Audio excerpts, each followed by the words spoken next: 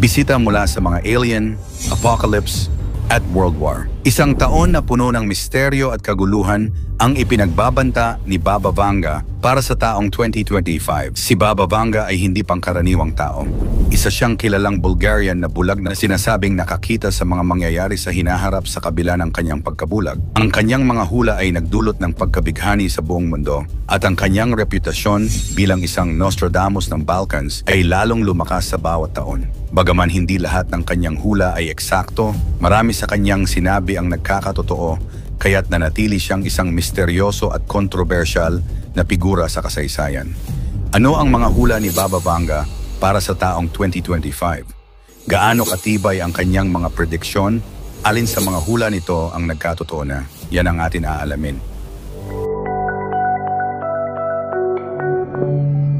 Sino si Baba Vanga? Si Baba Vanga ay isang kilalang Bulgarian na nagsimulang magbahagi ng mga prediksyon mula pa noong kabataan niya.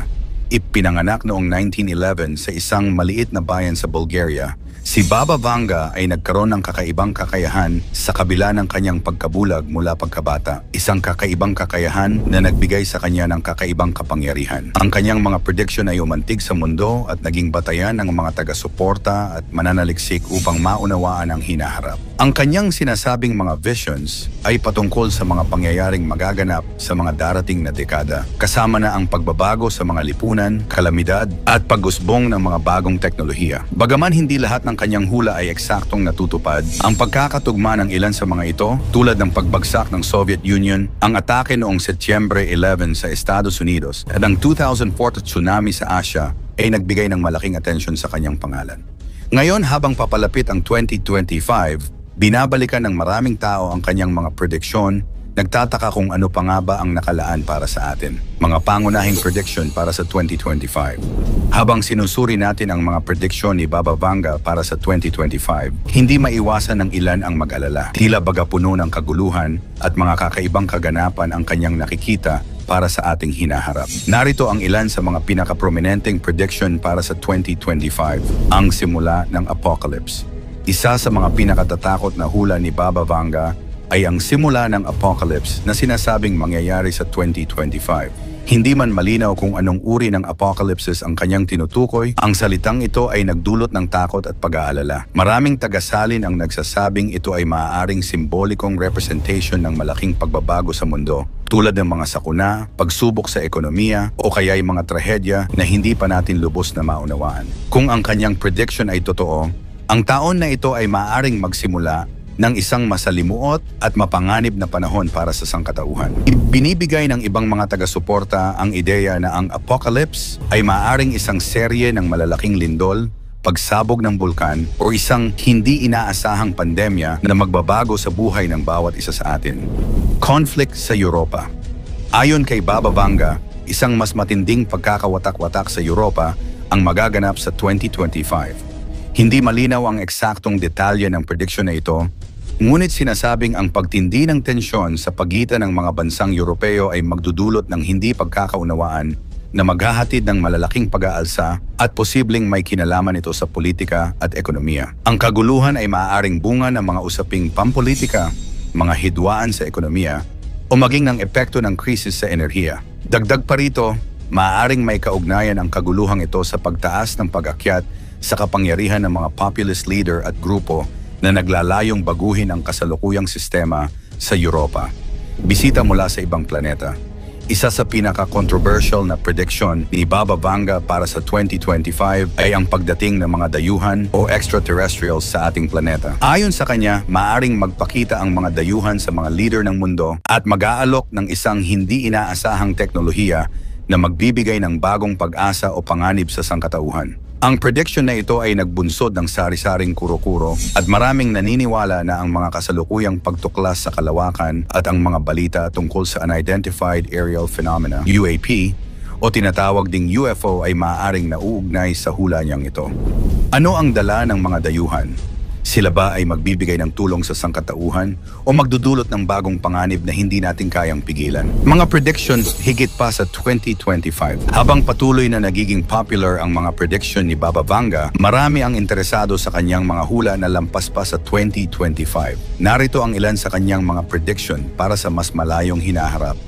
Venus Exploration 2028.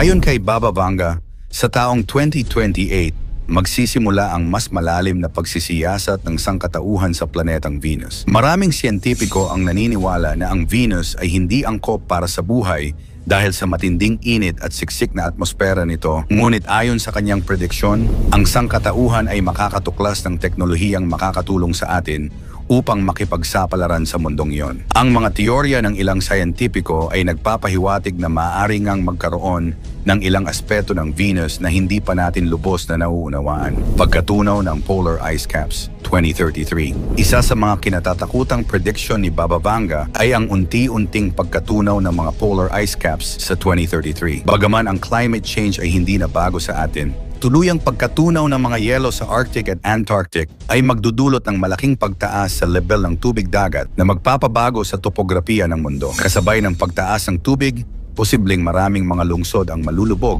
at milyon-milyong tao ang maapektuhan. Pag-usbong muli ng komunismo, 2076.